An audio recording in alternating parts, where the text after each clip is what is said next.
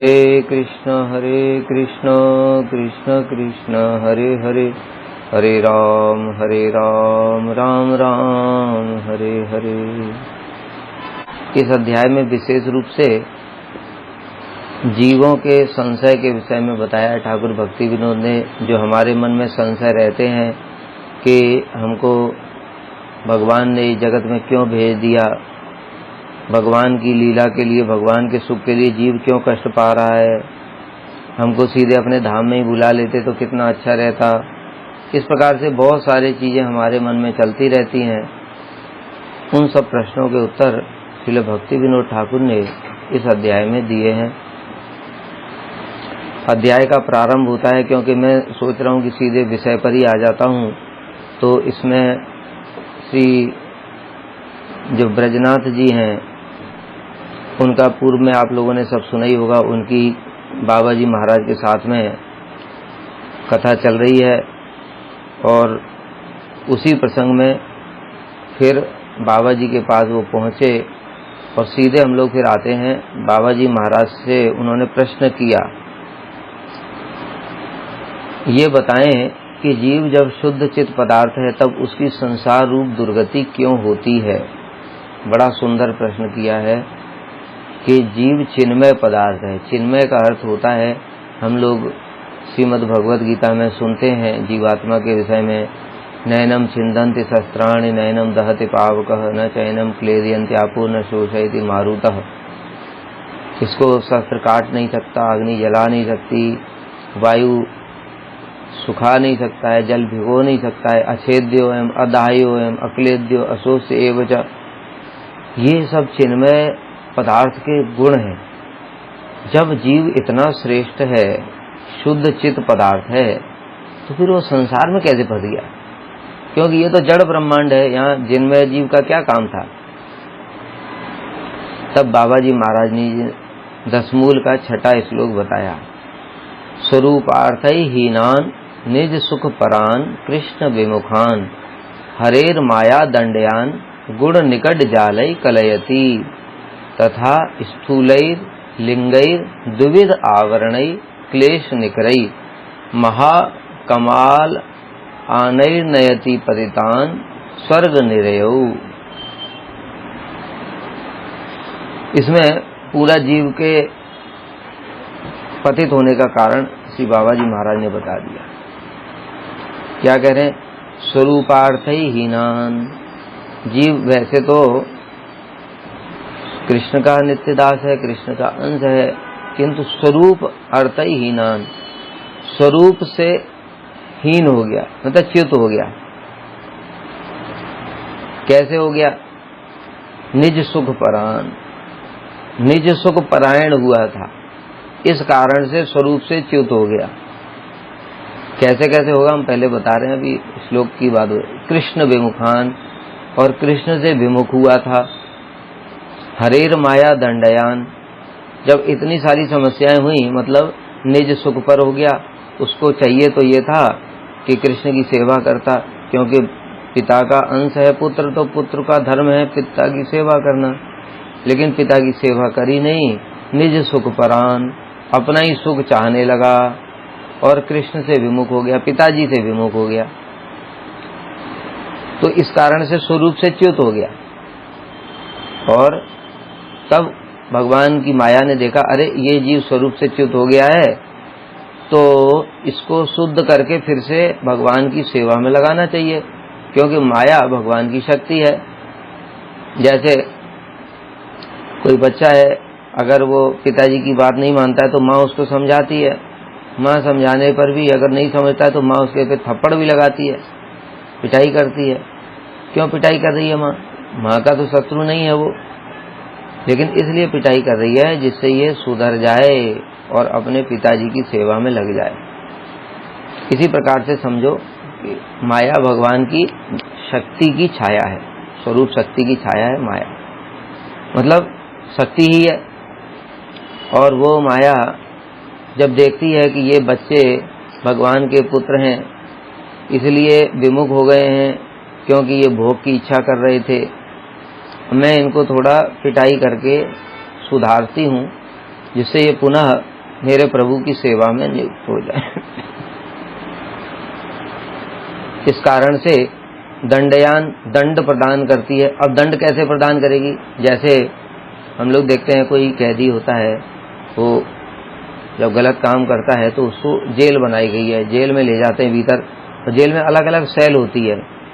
किसी में केवल थोड़ा 2-4 थप्पड़ लगा दिए जाते हैं, किसी में थोड़ा डंडे से भी पिटाई होती है, किसी में मेहनत मजदूरी करवाई जाती है, और एक और कुछ विशेष सेल होती है जो आतंकवादी इत्यादियों के लिए होती है, उन्हें वो बड़ा टॉर्चर किया जाता है, बर्फ की सिल्ली पे सुला देते हैं ऐसे करके। तो मतलब अलग अलग प्रकार से विधियों से उनको दंड प्रदान किया जाता है जिससे ये सुधर जाए। इसलिए देखो कैदियों को दंड प्रदान करते हैं, उनको मारने के लिए, उन्हें कष्ट देने के लिए नहीं दंड प्रदान करते, उन्हें सुधारने के लिए कि वो कष्ट को देख करके वो फिर ऐसा काम दोबारा न करें। इसलिए तो उनको जेल से बाहर छोड़ देते हैं, नहीं तो फिर क्यों छोड़ेंगे? अगर उनको पीटना होता तो पीटते ही रहते सारी जिंदगी, फिर ऐसा नहीं करते। किंतु पिटाई करते हैं, उनको भीतर सुधरने का मौका दिया जाता है, पढ़ाई इत्यादि भी करवाई जाती है, और सुधर गए तो उनको छोड़ देते हैं कि जाओ बस तुम ठीक से रहो। उसी प्रकार से माया भी, उसने भी एक सिस्टम बना रखा है कि जीवात्मा को कैसे सुधारा जाए। अभी जीवात्मा चिन्मय है, माया जड़ है, तो सुधारेगी कैसे? पिटाई कैसे लगाएगी? बड़ा असंभव सा है। इसके लिए भगवान ने ही एक सिस्टम बनाया है माया के द्वारा कि प्रकृति के 3 गुण हैं, सतोगुण, रजोगुण और तमोगुण। जैसे कैदी को रस्सियों से बांधते हैं, हाथ में हथकड़ी डाल देते हैं, फिर रस्सी भी बांधते हैं, उसी प्रकार से माया की 3 रस्सियां हैं, सतोगुण, रजोगुण और तमोगुण रूपी जंजीर से बांध देती है। गुण निगड जालई कलयती, 3 गुणों से बांध दिया। तथा और क्या करती है? स्थूलई लिंगई द्विविध आवरणई, स्थूल और लिंग 2 कपड़े पहना देती है। जैसा कि बताया था कि जब जीव विमुख हुआ, कृष्ण से बहिर्मुख हुआ, उसी समय कृष्ण बहिर्मुख हैया भोग वांछा करे, निकटस्थ माया तारे झापटिया धरे। कृष्ण से बहिर्मुख हुआ, भोग की इच्छा करी, माया पास में ही थी, उसने पकड़ लिया। अब जब कैदी को पकड़ा जाता है, तो जब पकड़ा गया तब तो वो जीन्स पैंट पहने था, बढ़िया बढ़िया कपड़े पहने था और जूते पहने था, और जेल के अंदर जा करके वो सब उतरवा दिया गया, उसका एक बैग में बांध करके जमा कर लेते हैं, रखे रहते हैं। और भी अगर उसके पास कुछ सामान है, मोबाइल तो वो सब भी उतरवा लेते हैं। और उसको अब एक कपड़ा दिया जाता है जो जेल वाला होता है, कपड़ा कैदियों वाला, और उसको फिर एक ब्रांड दे देते हैं, नेम कैदी नंबर 317 ऐसे करके।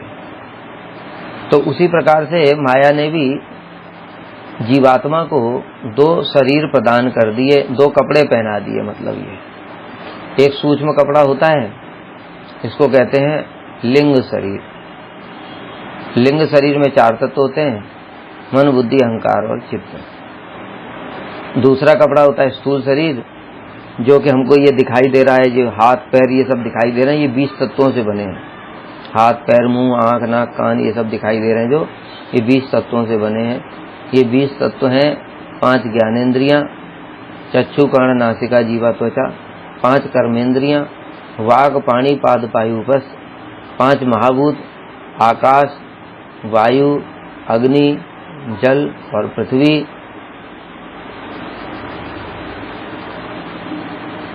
और उसके बाद 5 महाभूत, 5 तन्मात्रा, शब्द, स्पर्श, रूप, रस और गंध। इस प्रकार से ये टोटल 20 तत्व हो गए जो कि स्थूल शरीर में होते हैं। अब ये 20 तत्वों से मिलकर के स्थूल शरीर हो गया, और 4 तत्व लिंग शरीर में हो गए। इस प्रकार से जीव के स्वरूप को माया ने आच्छादित कर दिया, मतलब उसको ढक दिया।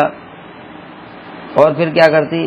महाकमालानैर नयति पतितान स्वर्ग निरयो। अब उसकी पिटाई करती है। पिटाई कैसे करती है? कभी उसको स्वर्ग में ले जाती है, कभी नरक में ले जाती है। इस प्रकार से स्वर्ग में सुख और नरक में दुख ये सब भोग कराती है। ये 10 मूल का 6ठा श्लोक हो गया। फिर वहां पर व्याख्या में बता रहे हैं पूरा जीव तत्व ही पूरा फिर से बता रहे हैं। गोलोक वृंदावन में वृंदावन बिहारी कृष्ण की सेवा के लिए बलदेव प्रभु द्वारा प्रकटित और परिव्योम बैकुंठ में वैकुंठाधिपति नारायण की सेवा के लिए श्री शंकरस्वामी द्वारा प्रकटित नित्य पार्षद जीव अनंत। 3 जगत होते हैं, एक चित्त जगत होता है, एक जीव जगत होता है, एक जड़ जगत होता है। चित्त जगत में ब्रज है, ब्रज में बलदेव प्रभु द्वारा जीव प्रकट होते हैं, वो सब कृष्ण की सेवा में नियुक्त हो जाते हैं। वो चित्त शक्ति का बल है, सब उस चित्त शक्ति से प्रकट है। चित्त जगत में जो जीव प्रकट होते हैं वो चित्त शक्ति से प्रकट होते हैं। इसलिए जो चित्त शक्ति है वो भगवान की स्वरूप शक्ति ही है, स्वरूप शक्ति ही चित्त शक्ति है। तो इसलिए चित्त शक्ति से जो जीव प्रकट होते हैं वो कृष्ण के समान ही शक्तिशाली होते हैं। कृष्ण के समान होंगे तभी कृष्ण की सेवा कर पाएंगे, इसलिए वो सब कृष्ण की सेवा में नियुक्त हो जाते हैं। फिर नीचे कृष्ण लोक के नीचे फिर बैकुंठ होता है। बैकुंठ में अनंत प्रकोष्ठ होते हैं, नरसिंह, वामन, कूर्म, वराह इत्यादि मत्स्य। अनंत प्रकोष्ठों में जो जीव होते हैं भगवान की सेवा के लिए, उन अवतारों की सेवा के लिए, ये सब वैकुंठ में परव्योम जो होता है उसमें महासंकर्षण होते हैं। महासंकर्षण से वो जीव प्रकट होते हैं, वो सब इन अवतारों की सेवा करते हैं। वे नित्य काल के लिए उपास्य की सेवा में रसिक होते हैं। बताया वो चित्त शक्ति के बल प्राप्त हैं, इसलिए उनका कभी भी पतन संभव ही नहीं है। अरे उनका पतन मतलब समझो कृष्ण का ही पतन हो गया, क्योंकि बताया था अभी वो कृष्ण के समान ही हैं। जो कृष्ण के समान नहीं है वो कृष्ण की सेवा नहीं कर सकता है। कृष्ण की सेवा करने के लिए कृष्ण के समान होना पड़ेगा।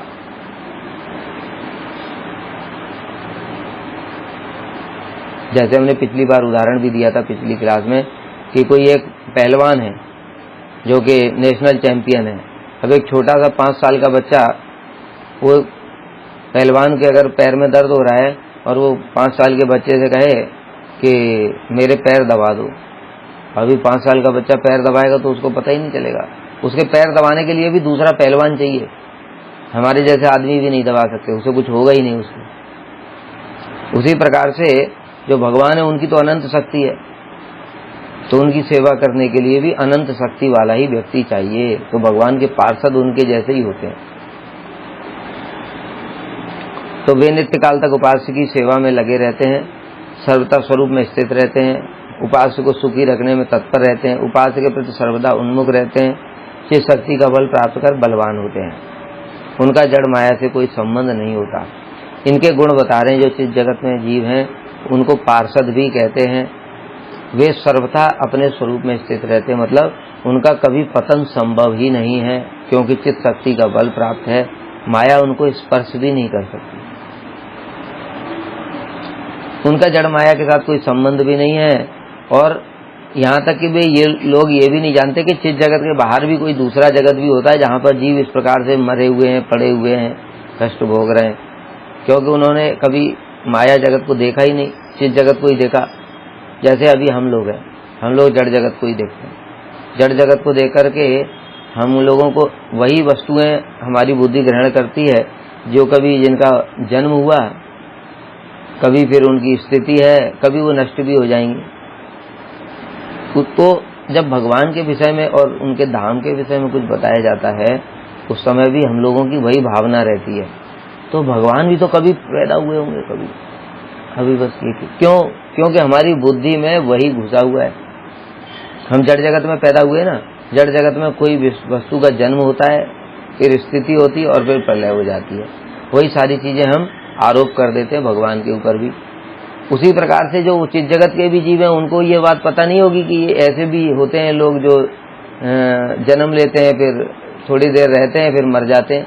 उनको पता ही नहीं, वो तो क्योंकि चित जगत में ही है, वहाँ पर कुछ मरता ही नहीं है। वहाँ का घास का तिनका भी बात कर सकता है, वहाँ घास का तिनका भी पार्षद है, वहाँ की तितली भी पार्षद है, वहाँ का भंवरा भी पार्षद है। मतलब वो भंवरा जो है, तितली है, तोता है, उसमें भी अचिंत्य शक्ति है, अनंत शक्ति है उसमें। उसको भी माया स्पर्श नहीं कर सकती, क्योंकि वो चित जगत में। इसलिए उनके साथ में माया का कोई संबंध नहीं होता है। वो ये भी नहीं जानते कि माया नामक कोई शक्ति है भी या नहीं, क्योंकि वे चित्त जगत में वास करते हैं। माया उनसे बहुत दूर होती है। वे सब समय उपास्य की सेवा सुख में निमग्न रहते हैं। वहां भी उनको सुख मिलता है, लेकिन उनका सुख अनंत होता है, क्योंकि जिसकी सेवा कर रहे हैं वो भी अनंत है भगवान, और उनकी अपनी जो सेवा है जो कर रहे हैं उनकी भी अनंत शक्ति है। इसलिए दोनों के बीच में सुख भी अनंत होता है। इसलिए वो संपूर्ण संतुष्ट रहते हैं। उनके हृदय में कोई कभी कामना इच्छा कुछ जागृति नहीं होती। वे जड़ दुख सुख से अतीत तथा नित्य मुक्त होते हैं। वे जड़ दुख सुख से, देखो विशेष शब्द बताया, जड़ दुख सुख से, इसका मतलब चिन्मय सुख दुख भी होता है। वे कहते हैं चिन्मय में भी दुख होता है क्या? हाँ होता है। क्या होता है दुख? उसी को तो विप्रलंब कहते हैं। जैसे विप्रलंब है, मतलब वहां पर भी उस रसास्वादन के लिए कि विरह के बाद जो मिलन का सुख होता है वो कोटि गुना अधिक होता है, इसलिए उस रसास्वादन के लिए ही कभी कभी विरह भी हो जाता है कृष्ण से। इसी को कह रहे हैं कि वो चिन्मय दुख हुआ। चिन्मय दुख मतलब उस दुख के अंदर भी सुख, जैसे भी इस जगत के सुख से भी कोटि गुना अधिक आनंद दुख में ही है। इसलिए कहते हैं जो विप्रलंब होता है वो संभोग के सिर के ऊपर नृत्य करता है। इतना उसमें सुख है, भीतर में सुख होता है, बाहर में कष्ट जैसा दिखाई पड़ता है। तो ये एक हो गया। और दूसरा जैसा दुख होता है चिन्मय दुख, जैसे कि वहां पर पूतना अगासुर बकासुर इत्यादि असुर नहीं होते हैं, केवल भाव मात्र होता है। अरे पूतना आई थी, जिससे कि यशोदा मैया का प्रेम और बढ़ जाता है कृष्ण के प्रति। तो पूतना आई थी, ये थोड़ा दुख हुआ कहीं कहीं कृष्ण को कुछ हो ना जाए, लेकिन उसके कारण वात्सल्य कोटि गुना और बढ़ गया। तो इसलिए इसको जड़ दुख सुख नहीं बताया, चिन्मय दुख सुख। चिन्मय दुख सुख बड़ा विशेष है। वहां पर दुख तो वैसे है ही नहीं, लेकिन वो जो दुख है उसके अंदर भी सुख की से भी ज्यादा सुख है। तो ये वो लोग ये नहीं जानते कि जड़ दुख सुख वहां पर होता ही नहीं है, इसलिए सब जानते ही नहीं है। प्रेम ही उनका जीवन होता है, केवल कृष्ण से प्रेम करना। शोक मरण और भय ये सब क्या चीजें, उन्हें इनकी तनिक भी खबर नहीं। पहले ही बता चुके हम कि मरण मृत्यु वहां पर होती नहीं है, क्योंकि शरीर ही चिन्मय है। और भय इसलिए होता है क्योंकि भयम द्वितीयाभिनिवेश, जड़ वस्तुओं में, मतलब जो नश्वर वस्तु है उसमें जब अभिनिवेश हो जाता है तभी भय उत्पन्न होता है।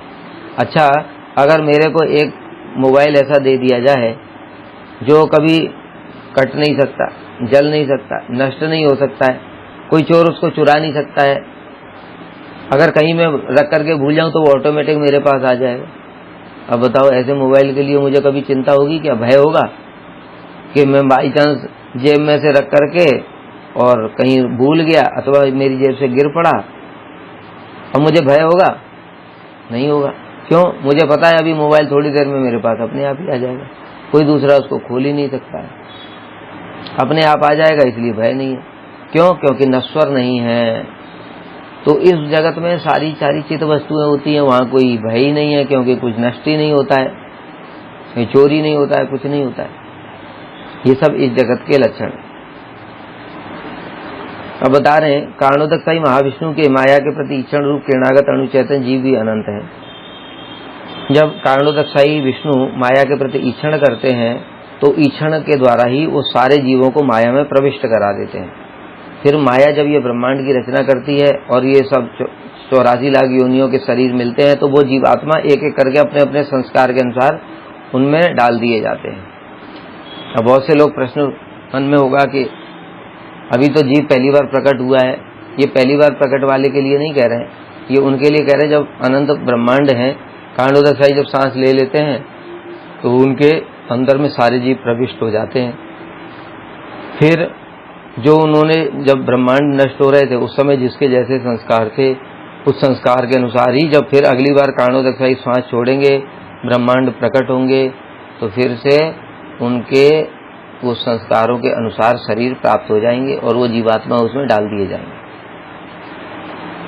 लेकिन जो पहली बार प्रकट हुआ जीव और कृष्ण बहिर्मुख हुआ, उसने माया की ओर देखा, तो माया ने उसको एक स्थूल और एक सूक्ष्म शरीर दिया और उसके बाद में एक योनि भी प्रदान की, जो वो योनि का आधार क्या है, बहुत से लोगों का ये प्रश्न होता है, कौन सी योनि मिलेगी, मनुष्य मिलेगा, पशु मिलेगा, क्या मिलेगा। उसका कहीं पर अभी तक हमने उत्तर पढ़ा नहीं है। उसमें उत्तर यही बताया गया है कि जैसी उसकी भोग की वासना उस समय होती है, उस वासना के अनुसार ही शरीर मिलता है। मतलब क्या है, जैसे बताऊं एग्जाम्पल, देखो जीवों की भोग वासना भी अलग अलग प्रकार की होती है। किसी भी सिस्टम में कहीं पर भी चले जाओ, एक घर में ही देख लो, कोई घर में 5 लोग हैं, किसी को सोना ज्यादा अच्छा लगता है, किसी को गाने सुनना, पिक्चर देखना ज्यादा अच्छा लगता है, किसी को खेलना ज्यादा अच्छा लगता है, किसी को राजनीति की बात करना अच्छा लगता है, किसी को खाना पीना ज्यादा, सब समय जीभ चटोरी कुछ ना कुछ मांगती रहती है, वो चटोरापन ज्यादा अच्छा लगता है, किसी को घूमना ज्यादा अच्छा लगता है। तो ये सब जो कहाँ से ऐसा क्यों हो रहा है, क्योंकि भोग की वासना अलग अलग है। तो उसी प्रकार से जब पहली बार तटस्थ स्थान में जीव प्रकट हुआ था, उसने जैसे ही भोग की इच्छा करी थी, तो भोग की इच्छा करी, जिस समय किस प्रकार की भोग की इच्छा करी, उसके अनुसार ही उसको शरीर प्राप्त हुआ। जीव माया की विचित्रता देखता है। साधारण जीवों के समस्त लक्षण जो पहले बताए गए इनमें पाए तो जाते हैं, तथापि इनका स्वभाव अत्यंत अणु होता है। अब ये जो चित्त जगत के बाहर में कारणोदकशाही से जीव जो प्रकट हुए, उनका स्वभाव होता है अत्यंत अणु, मतलब इनकी शक्ति बहुत कम होती है।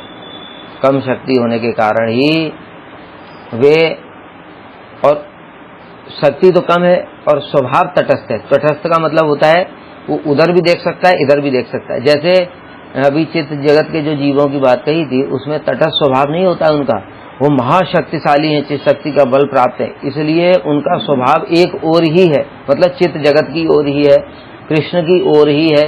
कृष्ण से अगर वो बाई चांस भगवान उनको इस जगत में जीवों के उद्धार के लिए भी भेज दें, उनको भले ये बात पता नहीं है कि मैं चित्त जगत से आया हूं, तब भी उनका ऑटोमेटिक कृष्ण की ओर ही झुकाव रहेगा, क्योंकि आत्मा में वही वृत्ति है। उनको जो शरीर इत्यादि मिला है वो माइक जैसा दिख रहा है, लेकिन वास्तव में वो पार्षद है। तो पार्षद है तो उनकी चित्त वृत्ति सब समय कृष्ण में ही लगी रहेगी, इसलिए उनका तटस्थ स्वभाव उनका नहीं रहेगा, उनका स्वभाव चिन्मय ही रहेगा। लेकिन जो तटस्थ स्थान पर जो जीव प्रकट होते हैं, क्योंकि स्थान ही तटस्थ है और वहां पर गुण भी तटस्थ ही। तटस्थ का मतलब होता है, जैसे उदाहरण दिया गया है, यही जैव धर्म में ही बताया कि समुद्र होता है, समुद्र के किनारे का जो स्थान एकदम जहां पर लहरें आती है, तो कभी देखोगे लहर आगे बढ़ गई तो वो पानी के अंदर ही आ गया, और कभी लहरें पीछे चली गई तो वो स्थल हो गया, यानी जल और स्थल दोनों होता है उसमें।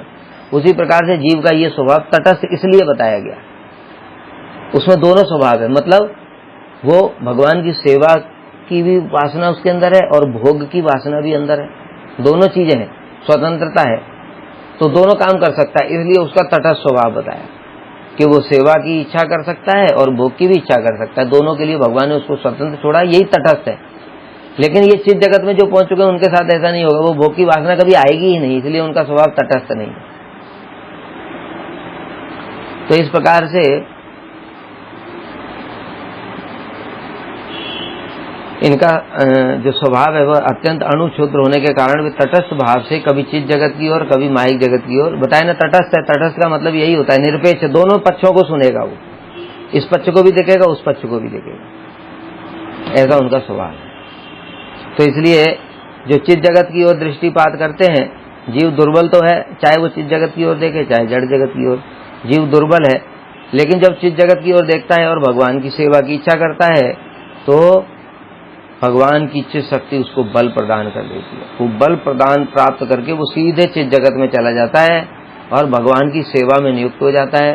भगवान की सेवा में नियुक्त होते ही उसका अब तटस्थ स्वभाव नहीं रहा, अब वो प्रेम के युक्त हो गया और वो केवल कृष्ण की सेवा ही करेगा। किंतु यहाँ पर कह रहे हैं उस समय उसे सेव्य वस्तु की कृपा से चित्तबल प्राप्त नहीं होता है। यानी चित्तबल कैसे प्राप्त होगा? जब हम कृष्ण की सेवा करेंगे अथवा इच्छा करेंगे। इन अनंत जीवों में जो माया को भोग करना चाहते हैं, हम लोग जो यहाँ पड़े हुए हैं, वे विषयों में आसक्त होकर माया द्वारा नित्यबद्ध हो जाते हैं। उन्होंने भोग की इच्छा करी, जब भोग की इच्छा करी तो हमने पहले ही बताया, माया ने एक सिस्टम बनाया, उनको पकड़ लिया दो प्रकार की वृत्ति होती माया की, एक आवरणात्मिका, एक विक्षेपात्मिका। आवरणात्मिका वृत्ति के द्वारा माया ने उनको पहले दो कपड़े पहनाए, स्थूल और सूक्ष्म शरीर, और विक्षेपात्मिका वृत्ति के द्वारा उनको अभिमान दिया। कैदी नंबर 317, जैसे जेल का उदाहरण दिया था हमने। पहले कपड़े दिए, ये स्थूल अभिमान हुआ, और फिर एक अभिमान दिया कैदी नंबर 317, ये हो गया अहंकार। तो उसी प्रकार से जो हम लोग हैं, हम लोगों को माया ने दो शरीर दिए, सूक्ष्म और स्थूल, और उसके बाद अभिमान दे दिया। क्या? अब मैं अपने शरीर को जब देखता हूं तो मुझे दिख रहा है ये पुरुष का शरीर है। जब कोई स्त्री अपने शरीर को देखेगी तो उसके अंदर में आएगा ये स्त्री का शरीर है। इस प्रकार से कुत्ता है, पशु है, ये सब ये अभिमान हो गए इनके।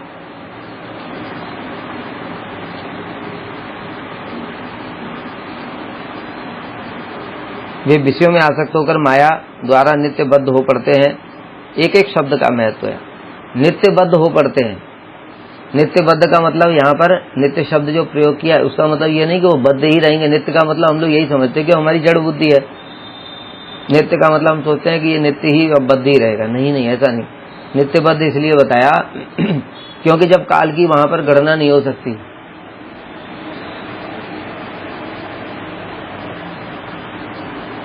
वहां पर काल की गणना नहीं हो सकती।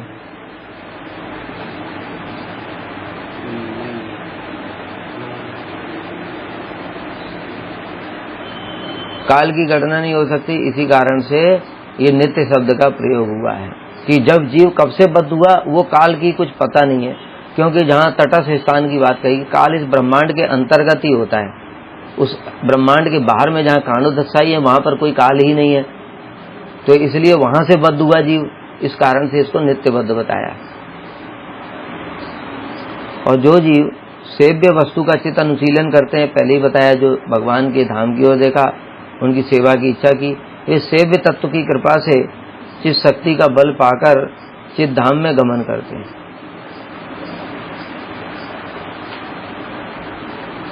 तो उनको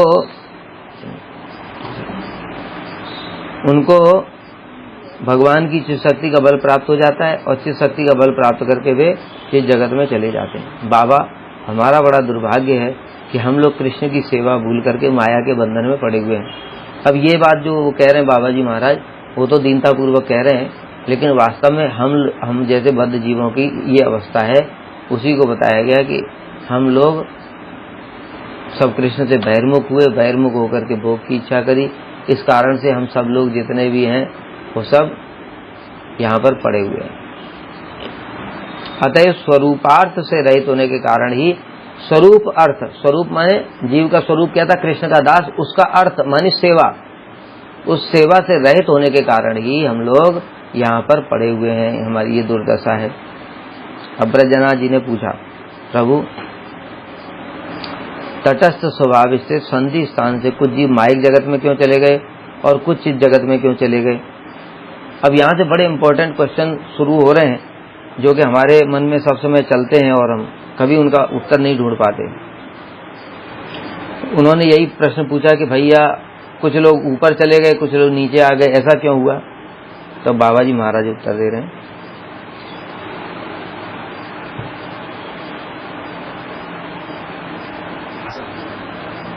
बाबा जी महाराज उत्तर दे रहे हैं कि देखो, कृष्ण स्वरूप के लक्षण समूह जीव स्वरूप में भी अणु मात्रा में पाए जाते हैं।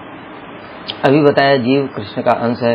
मम वांसो जीव लोके जीव भूत सनातन।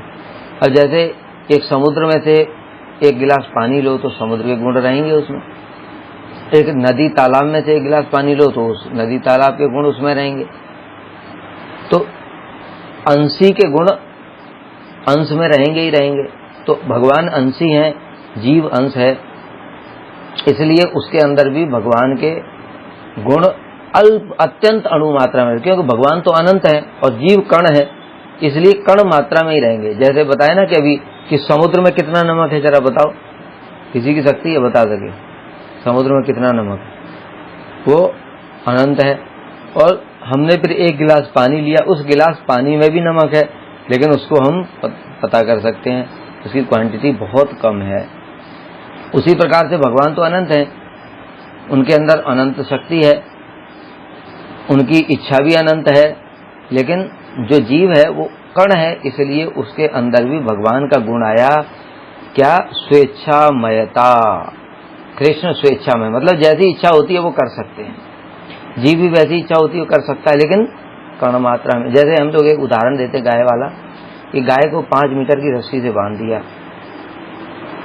अब 5 मीटर में वो स्वतंत्र है, 5 मीटर की रस्सी में इधर उधर 5-4 ओर वो घूम सकती है, बैठ सकती है, खड़ी हो सकती है, लेट सकती है, जो इच्छा कर सकती है, 5 मीटर के बाहर नहीं कर सकती। उसी प्रकार से जीव अणु स्वतंत्र है, तो उसकी इच्छा शक्ति तो है, लेकिन वो इच्छा लिमिटेड है।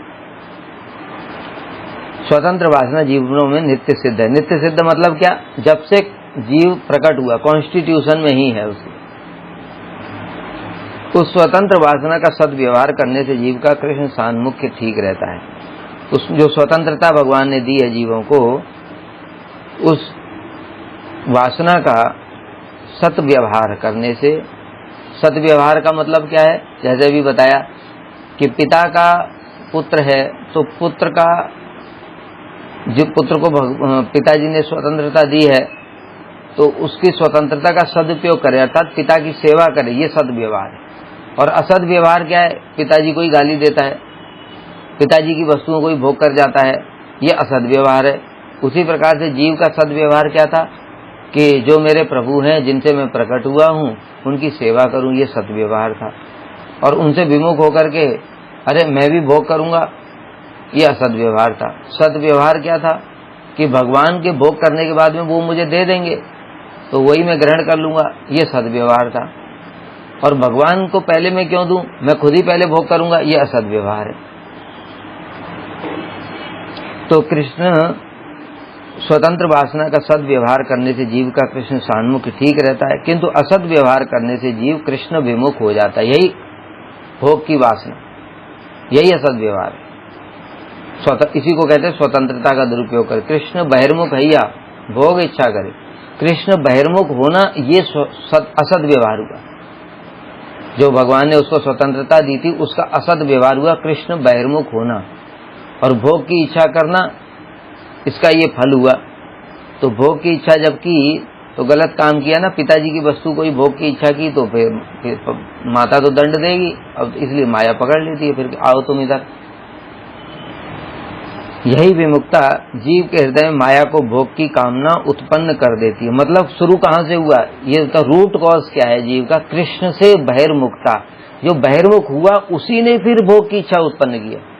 लोग बहुत सारे ये क्वेश्चन पूछते हैं कि जीव तो वहां पर शुद्ध स्वरूप में था, उसकी तो वहां तो काम क्रोध मोह लोभ नहीं था, माया की 3 गुण भी नहीं था, कुछ भी नहीं था, तो फिर भोग की इच्छा कैसे उत्पन्न होगी? असद व्यवहार से भोग की इच्छा होगी। असद व्यवहार मतलब कृष्ण बहिर्मुख हैया, कृष्ण से बहिर्मुख हुआ वो, वही स्वतंत्रता का दुरुपयोग। बहिर्मुख मतलब स्वतंत्रता का दुरुपयोग किया। तो स्वतंत्रता का दुरुपयोग करने से ऑटोमेटिक फिर भोग की इच्छा उत्पन्न हो जाएगी। जैसे एक एग्जाम्पल देता हूँ कि कोई सरकारी कर्मचारी है, और वो जैसे ही उसने स्वतंत्रता का दुरुपयोग किया, मतलब क्या, जो पिता की वस्तु है, मतलब सरकार की वस्तु है, उसको पैसे को लेकर के जमा करना चाहिए था अकाउंट में, उसने उसको ले लिया और अपने लिए प्रयोग करना शुरू किया। तो जब स्वतंत्रता का दुरुपयोग किया, दुरुपयोग करने से अब वो पैसे को रख करके क्या चार डालेगा? भोग की इच्छा अपने आप उत्पन्न हो जाएगी, क्यों? उस पैसे का भोग ही तो करेगा ना। तो इसीलिए अपने आप फिर भोग की इच्छा उत्पन्न, पहले स्वतंत्रता का दुरुपयोग किया, तब भोग की इच्छा अपने आप उत्पन्न हो गई जीव के अंदर में। यही मूल कारण बना।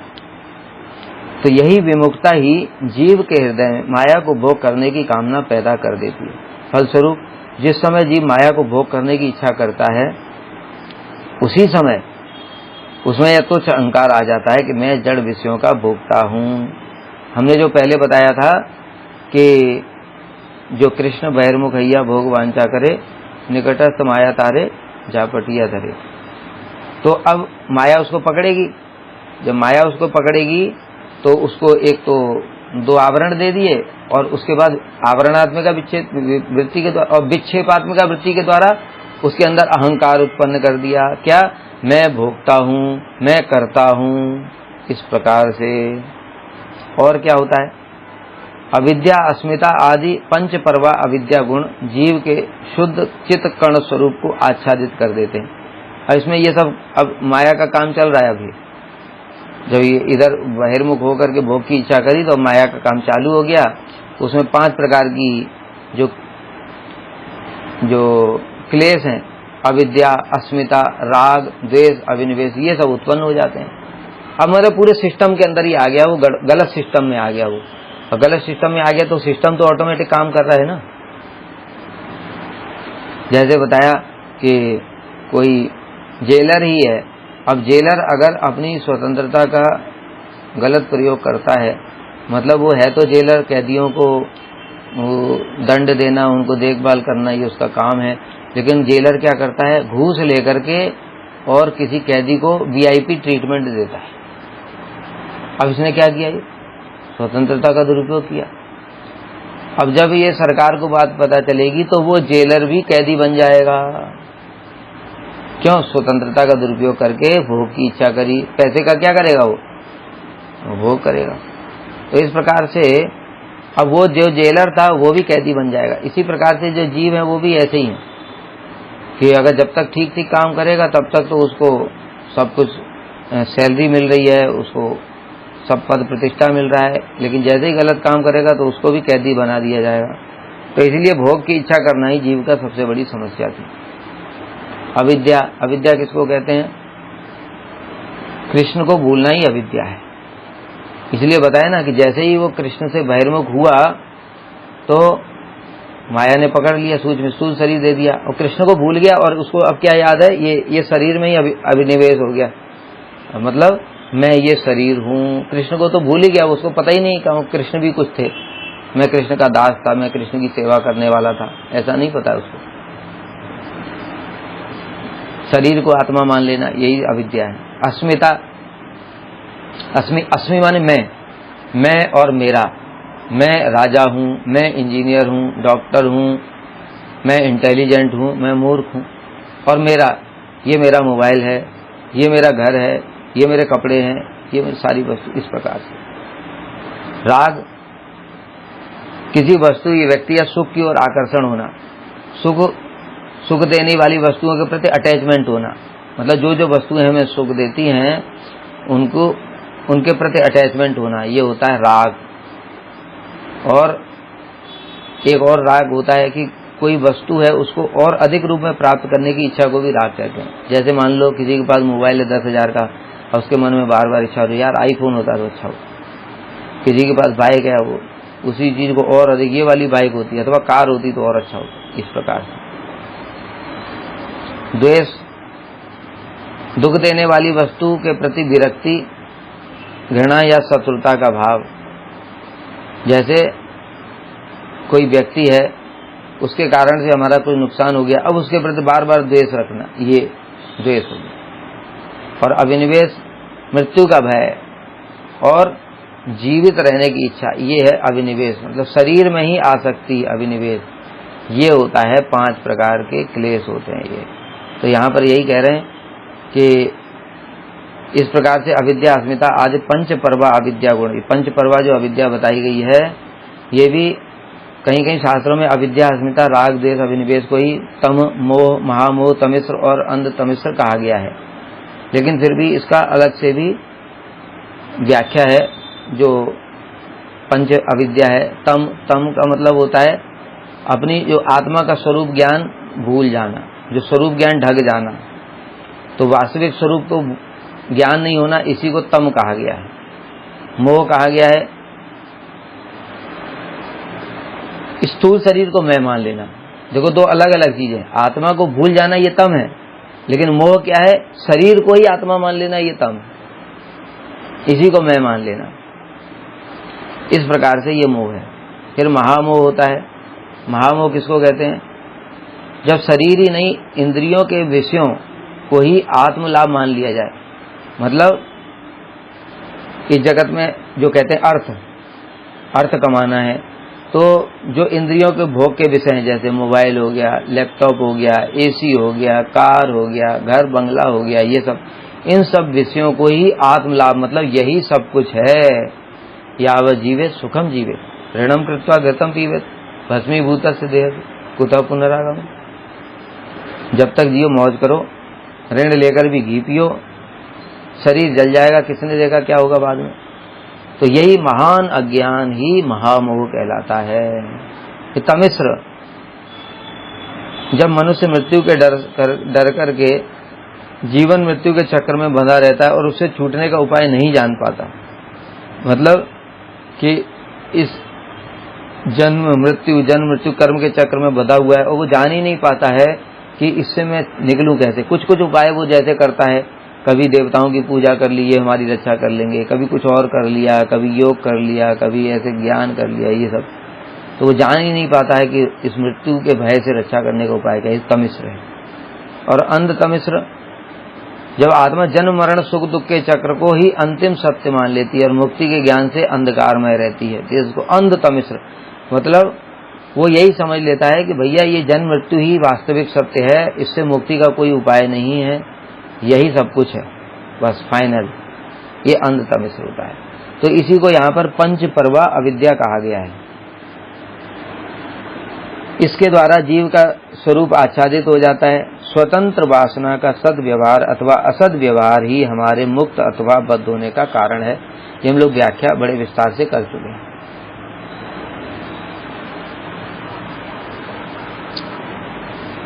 ब्रजनाथ, कृष्ण परम करुणामय है, फिर उन्होंने जीव को ऐसा दुर्बल क्यों बनाया जिससे वो माया में फंस गया। देखो ये सब क्वेश्चन हमारे लिए ही पूछ रहे हैं वो, क्योंकि हमारे मन में ये सब आते हैं। हम अपना दोस्त तो कभी नहीं देखेंगे, वो सारे दोस्त कृष्ण के ही हैं, इसलिए हम कृष्ण को ही दोषी किसी प्रकार से कटघरे में खड़ा करके और उनको दोषी सिद्ध करके हमारा बस चलता तो दंड भी दे देते। तो हमारे लिए प्रश्न पूछा जा रहा है कि उन्होंने जीव को ऐसा दुर्बल क्यों बनाया कि वो माया में फंस गया। अरे थोड़ा ताकतवर बनाते। तो बाबा जी कह रहे हैं कृष्ण करुणामय हैं, यह ठीक है, तथापि वे लीलामय भी हैं। देखो कृष्ण के अंदर करुणा तो बहुत है, जीवों के कष्ट को देख करके वो करुणा करते हैं, लेकिन लीलामय भी हैं, मतलब लीला भी करते हैं। भिन्न भिन्न अवस्थाओं में भिन्न भिन्न प्रकार की लीलाएं होंगी, ऐसा सोचकर भगवान श्री कृष्ण ने जीव को तटस्थ अवस्था से लेकर परम उच्च महाभाव आदि तक उन्नत पद के लिए उपयोगी बनाया है। क्या बता रहे हैं यहाँ पर कि अलग अलग अवस्थाओं में अलग अलग प्रकार की लीला होगी। जैसे हम लोग देखें, हम लोग सब भी वही कर रहे हैं, दोषारोपण तो कृष्ण के ऊपर सारे करते हैं, लेकिन हम लोग सब कुछ वही कर रहे हैं जो कृष्ण करते हैं, क्योंकि हम लोग तो अंश उनके ही है ना। जैसे देखो भिन्न भिन्न अवस्थाएं कैसे, जैसे बचपना है, बचपने में जो हम लोग खेला कूदा करते थे, कोई संसार की चिंता नहीं, पति पत्नी परिवार खाने पीने, कोई चिंता रहती है क्या? किसी को कोई चिंता नहीं रहती, कोई बच्चा जानता ही नहीं ये सब क्या होता है, बिल्कुल। इसलिए कई बार जब हम बड़े हो जाते हैं और झमेलों में फंस जाते हैं तो बहुत से लोग प्रार्थना करते हैं काश में फिर से बच्चा बन जाता। मतलब क्या, तो बाल्यकाल में एक अलग प्रकार की लीला थी, फिर हम थोड़ा पौगंड आए और थोड़ा पढ़ाई लिखाई शुरू हुई और बच्चों के साथ थोड़ा बाहर घूमने लगे। छोटे रहते हैं तो बाहर निकलने नहीं देते माता पिता, उससे फिर अच्छा लगता है, अरे वाह मैं बाहर घूम रहा हूँ, उसमें भी आनंद आता है, दोस्तों के साथ खेल रहे हैं, उसमें भी कोई शादी नहीं है, पत्नी की चिंता नहीं है, नौकरी कमाने की चिंता नहीं है, पढ़ाई के लिए पैसा माँ बाप दे रहे हैं, कोई टेंशन फ्री होकर के या तो पढ़ो खेलो, कुछ सब में एंजॉय कर रहा है, वो एक अलग प्रकार की लीला है। फिर उसके बाद में कह दो कि अगर यही सबसे अच्छी चीज है तो भैया शादी करने की जरूरत क्या है तुमको, फिर ऐसे ही रहो, तो क्या अलग लीला का आस्वादन करना है ना। तो इसलिए फिर वो क्या करता है, बहुत मेहनत करता है, पढ़ाई में इतनी मेहनत करता है, क्यों? पैसा कमाने के लिए कोई मेहनत नहीं करता, शादी करने के लिए सब मेहनत करते हैं। जितना बढ़िया पढ़ाई करूंगा उतना बढ़िया पैसा कमाऊंगा, पैसा कमाऊंगा उतना बढ़िया पत्नी मिलेगी, पत्नी के साथ में उतने बढ़िया भोग करूंगा, इसके लिए करते हैं भाई। नहीं तो वो शादी करते ही नहीं, पैसा कमा लेते, खाली एंजॉय तो पहले भी हो रहा था, लेकिन पत्नी के भोग करने के लिए सब कुछ करते हैं। तो वो इसलिए वो फिर दूसरी चीज हो गई। फिर अच्छा मान लो उसी में कुछ आनंद है, पति पत्नी पूरा एंजॉय करो, जब मर्जी घूमो फिरो, इधर उधर मौज करो, खाओ पियो, बंगला में रहो, बच्चे पैदा करने की क्या जरूरत है, वो तो एक टेंशन है। बच्चे पैदा करना तो एक टेंशन है, क्यों? फिर वो बच्चे पैदा होंगे, फिर उनको उनका मलमूत्र साफ करो, उनकी सारी देखभाल करो, वो रोता रहेगा, चिल्लाता रहेगा। अब तुम्हारा सब जाना खाना पीना घूमना सब बंद कर दिया उसने तो आके, तो बच्चे पैदा क्यों कर रहे हैं? उसमें भी एक आनंद है। तो ये हम उदाहरण इसलिए दे रहे हैं कि भाई तुम जब अपने लिए तुम अपना करके देखो, इन सब चीजों को छोड़ो, तब तो हम माने कि कृष्ण भी छोड़ते, लेकिन हम तो खुद ही ये सब करते हैं और दोषारोपण कृष्ण के ऊपर सारे। मतलब अलग अलग अवस्थाओं में अलग अलग आनंद है। किसी चीज को मैंने उदाहरण के द्वारा समझाया, यद्यपि वो पूरा प्रैक्टिकल उदाहरण नहीं है, भगवान के ऊपर ये सब जड़ चीजें नहीं लगेंगी, लेकिन हम लोगों के अंदर भी ये है विकृत रूप में। तो इसलिए ये वाला उदाहरण दिया कि जीव जो है वो अलग अलग अवस्थाओं में जब रहेगा तो अलग अलग प्रकार की लीलाएं होंगी और अलग अलग प्रकार का आस्वादन होगा। इसके लिए जीव को तटस्थ स्वभाव दिया। देखिए, तटस्थ स्वभाव तो भगवान ने जीव को दिया, लेकिन ये थोड़ी कहा कि तुम केवल भोगी करोगे, वहीं पड़े रहो। वो तटस्थ स्वभाव है, मतलब तुम्हारी इच्छा होगी जब इधर आ जाओगे तो एक अलग प्रकार की लीला करूंगा तुम्हारे साथ, तो उधर चले जाओगे तो भी मैं अलग प्रकार की एक लीला करूंगा तुम्हारे साथ। तो इस प्रकार की बात है। तो वही जो हमने इसलिए उदाहरण दिया अपने जीवन का भी कि हम लोग भी तो ये सब कर रहे हैं, तो फिर भगवान को ही दोष क्यों देते हो? तुम पहले उनको बंद करो।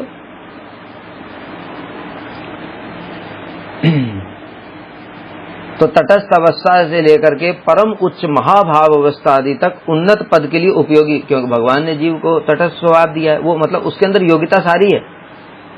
वो मायाबद्ध होने से लेकर के परम उच्च अवस्था जो है राधा जी की किंकरी बनने तक, जहाँ पर राधा जी का महाभाव होता है, उस महाभाव को वो मंजरियां उसको उनको भी आस्वादन होता है। तत्त भाव इच्छा में राधा जी के भाव के अनुसार उनको भी आस्वादन होता है। तो वहां तक भी वो सेवा करती हैं, राधा जी की सेवा करती हैं, महाभाव स्वरूपिणी श्रीमती राधा रानी की, तो उनको भी वो आस्वादन होता है। तो नीचे से लेकर के ऊपर तक तुम्हारे अंदर सारी योग्यता तो दी है, अभी तुम कृष्ण को दोष क्यों देते हो? इस उपयोगिता की सुविधा और दृढ़ता के लिए अत्यंत नीचे माइक जगत लेकर अहंकार तक को परमानंद की प्राप्ति में अनंत बाधा स्वरूप माइक निस्तार हो। बताए, नीचे वाले में भी अलग प्रकार की लीला होगी।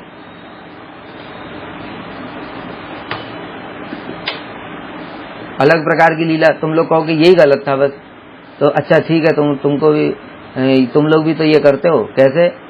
देखो, जो बच्चा होता है, जब बच्चा पढ़ाई नहीं करता है तो उसको पिटाई क्यों करते हो? उसको छोड़ दो, उसको दंड देने की जरूरत ही नहीं है, छोड़ दो उसको। लेकिन तुम तो नहीं छोड़ते, उसको पिटाई करते हो, सुधारने की चेष्टा करते हो। भगवान भी तो वही कर रहे हैं, तो क्या गलत है उसमें? अच्छा, तुम बच्चे को पिटाई कर रहे हो, उसको कष्ट नहीं हो रहा है क्या? कष्ट हो रहा है कि नहीं हो रहा है? तो बच्चे को कष्ट हो रहा है तो ये तो ठीक है, तुम उसको जस्टिफाई करोगे, अरे मैं इसका भला चाहता हूं। तुम ही तो एक करुणा में रह गए हो जो बच्चे का भला चाहते हो, और भगवान तुम्हारा भला चाहते हैं, वो तुमसे भी बड़े करुणा में है। तुम्हारे अंदर तो उनका एक अंश ही आया है, इसलिए भगवान तो बहुत करुणा में है। वो इसलिए तुमको भी अच्छे से सुधारना चाहते हैं कि बेटा तुम मेरे पास आ जाओ, क्यों यहाँ इधर उल्टा सीधा काम कर रहे हो, पड़े हुए फालतू में, यहाँ पर आ जाओ, हम दोनों सुखी रहेंगे। चीज जगत है ये, यहाँ कोई दुखी नहीं है। तो तुम तो जो बच्चे को कष्ट दे रहे हो, जिसको कह रहे हो कि उसका भला हो जाए, उसमें कोई भला भी नहीं है। तो पढ़ाई लिखाई कर करके वो जड़ माया जड़ विद्या जत मायार वैभव, तुम्हार भजने बाधा, अनित्य संसार मोह उपजाए, जीवे करे गधा। वो तो उसको गधा ही बनाएगा और फंस जाएगा बेचारा, और परेशान हो जाएगा जाकर के। जिसको तुम करुणा बता रहे हो वो तो उसके लिए और बाधा है, लेकिन कृष्ण की करुणा वास्तव में करुणा है। उसको तुम चैलेंज कर रहे हो, नहीं नहीं भगवान बड़े कठोर हैं, उन्होंने हमको ये माया में क्यों फेंक दिया। इसलिए देखो, अपने ऊपर लेकर के देखो, सब सही लगने लगेगा। फिर भगवान के ऊपर जितने दोषारोपण है सब बंद हो जाएंगे, अपने ही दोष दिखेंगे, और वही भक्ति है। अपने दोष दिखने लगे और भगवान के गुण दिखने लगे तो समझ लेना कि भगवान के पास जाने का टाइम आ गया है। और जब तक भगवान के दोष दिख रहे हैं, जो अपने पास ले जाएंगे उनके ही दोष देख रहे हैं हम तो फिर इसका मतलब क्या, माया के पास ही रहने का टाइम है, और माया में इसी तरीके से थोड़ा जलते रहो, अभी आस्वादन करो माया का। तो इस प्रकार से अहंकार तक परमानंद की प्राप्ति में अनंत मायिक निस्तारों निम्न स्तरों की भी सृष्टि करी है, जिससे कि अलग अलग स्तरों में अलग अलग प्रकार की लीलाएं हों। अब देखो, जब जैसे माता पिता बच्चे को मारते हैं, तो मारते हैं, बच्चा रोता है, फिर माँ उसको गोद में भी तो लेती है, तो एक अलग प्रकार का ही लीला है। अलग प्रकार का आस्वादन है।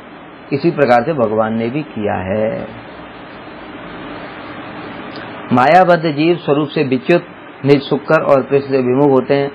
जीव इस अवस्था में जितना अधिक नीचे गिरता है, करुणा वर्णालय श्री कृष्ण अपने धाम और पार्षदों के साथ उनके सामने आविर्भूत होकर उन्हें उच्च गति प्रदान करने के लिए उतना अधिक सुयोग प्रदान करते। अब देखो कह रहे हैं कि ये जो भगवान, जब जीव अपने आप गिरा, जीव को गिराने में भगवान ने इच्छा नहीं करी, भगवान ने केवल स्तर बना दिए, तो तुम कहीं तक भी जाओ, नीचे से लेकर के ऊपर तक। जैसे हम लोग भी देखते हैं कि जो नौकरियां होती हैं उसमें भी नीचे से ऊपर तक एक चपरासी होता है सबसे नीचे, उस चपरासी से लेकर के ऊपर तक पूरा IAS तक सब होते हैं। तो इसमें क्या कोई सरकार भेदभाव कर रही है? अरे एक को तो तुमने चपरासी बना दिया, एक को DM बना दिया, ये कौन सी बात हुई? ये तो गलत बात है भाई। कहते तो उसमें उनकी सरकार की कोई गलती थोड़ी है। जिसने जितनी पढ़ाई करी, जिसने जितना एग्जाम दिया, जिसको जितनी नॉलेज है, वो सब पूरा प्रोसेस है, उसमें जिसने जो किया उसके हिसाब से उसको दे दिया। तो भगवान ने भी तो यही किया था, भगवान ने भी यही सिस्टम बनाया था। और किसी को जेल भी बनाई है, तो जेल में कैदी पिटाई भी लग रही है। भगवान ने यही सिस्टम बनाया। नीचे वाले लोग जो मुझसे विमुख हो जाएंगे, और विमुख होकर भी 14 लोगों का ब्रह्मांड बनाया विमुखों के लिए भी, कि जो वहां पर फिर गलती नहीं करेगा, अपने हिसाब से शास्त्र के अनुसार कर्म करेगा, उनको मैं दंड नहीं दूंगा, वो आनंद से इस ब्रह्मांड में भी सुख भोग करेंगे। लेकिन जो दंड उल्टे पुल्टे काम करेंगे, शास्त्र के विरुद्ध काम करेंगे, तो उनको दंड भी मिलेगा। ये तो संसार में भी चल रहा है सिस्टम, इसको तो हम लोग कभी गलत नहीं कहते। अब भगवान जो बना देते वही सब गलत होता है। सारी दोष बताए ना, अल्टीमेटली सब दोष भगवान के ही हैं। हम तो परफेक्ट हैं, हमारी कोई गलतियां हो ही नहीं सकती। तो इसलिए जो करुणा वरुणालय श्री कृष्ण है, जब देखते हैं जीव जितना नीचे गिर गया है, लेकिन भगवान अत्यंत करुण है, उनको अपनी करुणा का प्रकाश करने के लिए, जीवों पर कृपा करने के लिए पार्षदों सहित अपने धाम से उतर आते हैं। अरे तुम्हारे लिए तो आए, उनको तो जरूरत ही क्या थी? वो तो चित जगत में रहते। चित जगत में तो चिंतामणि प्रकर सदमसु कल्प वृक्ष लच्छावतेषु सुरभि पालयंतम लक्ष्मी सहस्र संभ्रम से विमानम, करोड़ों करोड़ों लक्ष्मियां उनकी सेवा कर रही हैं। वहां पर जो पेड़ हैं वो सब कल्प वृक्ष हैं, वहां की गाय सब सुरभि गाय हैं, वहां पर इच्छा मात्र से सब कुछ हो जाता है। ऐसे धाम को छोड़ करके यहाँ क्यों आएंगे? यहाँ पर इतना झमेला, कभी कंस आ रहा है, कभी पूतना आ रही है, कंस तो नहीं आ रहा, पूतना आ रही है, कभी अगासुर, कभी सकटासुर, कभी बकासुर, कभी कोई इतना परेशान कर रहा है भगवान को। अरे वहां इतना अच्छा आराम से बैठ करके लीला कर रहे थे, बढ़िया आनंद में डूबे हुए थे, फालतू में आकर के टेंशन ली। किसके लिए ली? हमारे लिए तो ली। इसलिए भगवान ने करुणा करके हमारे ऊपर और अपने धाम को अवतरित किया, अपने परिकरों को अवतरित किया, स्वयं अवतरित हो गए, जिससे कि जीव मुझे देखे और मेरी लीलाओं को देख करके उनको आकर्षित होकर के फिर वो मेरा भजन करे और भजन करके मेरे साथ में रहे। इसके लिए तो किया। तो उनको उच्च गति प्रदान करने का उतना अधिक सुयोग प्रदान करते हैं। जो जीव इस सुविधा को ग्रहण कर उच्च गति को प्राप्त करने का प्रयास करते हैं, वे क्रमशः चिन्मय धाम तक पहुंच जाते हैं। अब देखो, जिन लोगों ने उसका फायदा उठाया, मतलब माँ बाप ने बच्चे की पिटाई करी, पिटाई करके बच्चे को कहा देख तू पढ़ाई करेगा तो तुझे फिर सारी संपत्ति दे दूंगा। अब फिर से बच्चे के ऊपर स्वतंत्रता है, उसने कहा ठीक है मुझे पिता की संपत्ति चाहिए तो मैं पढ़ाई कर लेता हूँ। और दूसरे वो तो निकम्मे भी होते, वो बात ही नहीं सुनते, पीटते रहो। तो उसमें पिता का दोष क्या है? फिर पिता उसको घर से निकाल देता है, इसमें पिता का दोष क्या है? फिर वो और कुछ इधर उधर चोरी चमारी लूट मार करता है, जुआ हुआ खेलता है, तो फिर जेल में भी जाता है और दंड और नीचे गिर गया। लेकिन और भी जब नीचे गिर जाता है, जब जेल में पड़ा हुआ है, तब भी तो पिता उससे जेल में मिलने के लिए जाता है कि बेटा तुझे कितना समझाया था, देख तेरी कैसी गति हो गई। अब इस समय फिर से उसकी स्वतंत्रता है। जेल में अगर पिता की बात मान लेगा तो पिता उसको जो वकील से बात करेगा, उसको जमानत करवाएगा, ये सब करेगा। अगर नहीं करेगा तो पिता की बात नहीं मानेगा तो फिर पड़ा रहने दो, हम क्या करें। तो हम लोग भी वही सब कर रहे हैं जो कृष्ण ने कर रहे हैं।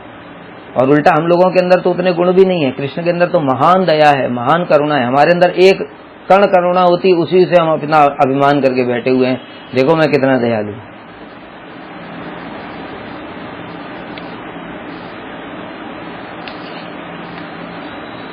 अब फिर प्रश्न आया, ईश्वर की लीला के लिए दूसरे दूसरे जीव क्यों कष्ट पाते हैं?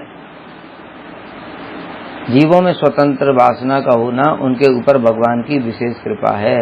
कोई कह सकते हैं ना, यहाँ पे ईश्वर की लीला के लिए दूसरे जीव यहाँ पर ये जो जगत है इसमें कष्ट पा रहे हैं, तो भगवान को बहुत सारे लोग ये कहते हैं कि भगवान हमको बनाते ही नहीं।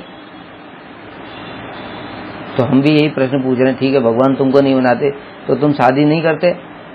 शादी करके तुमने बच्चे क्यों पैदा किए? बच्चे नहीं पैदा करते? बताओ कौन मान रहा है ये सब बात? जो पहले प्रश्न पूछ रहे पहले इस बात को पालन करो, तब उसके बाद प्रश्न पूछना। तुम संतान उत्पन्न क्यों करते हो? क्योंकि उनके साथ में बढ़िया बढ़िया वात्सल्य सुख का आस्वादन करोगे, उनको पढ़ाने लिखाने में बढ़ाए ना। इतना कष्ट है, अरे तुमने जो मेहनत का पैसा कमाया किसी के लिए क्यों खर्च कर रहे हो? तुमने इतनी मेहनत से पैसा कमाया उसकी बीमारी में क्यों लगा रहे हो? तुमको कुछ आस्वादन हो रहा है तभी तो वात्सल्य रस का। कोई बिना कारण के बिना भोग के कोई कुछ नहीं करता है जगत में किसी के लिए। इस जगत में तो संभव ही नहीं है, तो सब स्वार्थ है जगत में। तो इसलिए हम सब कुछ जो कर रहे हैं वो अपने भोग के लिए ही करते हैं, अलग अलग प्रकार से। तो कृष्ण ने भी इसी प्रकार से जीवों को स्वतंत्र वासना दी और ये उन पर विशेष कृपा है। नहीं तो जीव उनके उस स्वतंत्रता के अभाव में एक जड़ वस्तु हो जाता है। जैसे ये मोबाइल है, इसके अंदर फंक्शन तो बहुत है लेकिन ये अपने आप नहीं कुछ कर सकता है। इसको बोलो तुम कॉल कर लो, जब मर्जी आए कॉल कर लो, जब मर्जी आए कॉल काट दो, जब मर्जी आए गेम खेलना शुरू कर दो, जब मर्जी आए फेसबुक चला लो, व्हाट्सएप चला लो, यूट्यूब चला लो। सब करेगा क्या? नहीं कर सकता, क्योंकि ये जड़ है। फंक्शन सारे इसके अंदर ही हैं, लेकिन ऑपरेट हम करेंगे, आस्वादन हमको होगा, ये मोबाइल को नहीं होगा। है तो इसके अंदर ही सारा, कंप्यूटर के अंदर ही सब कुछ है, लेकिन आस्वादन तो हम करेंगे ना।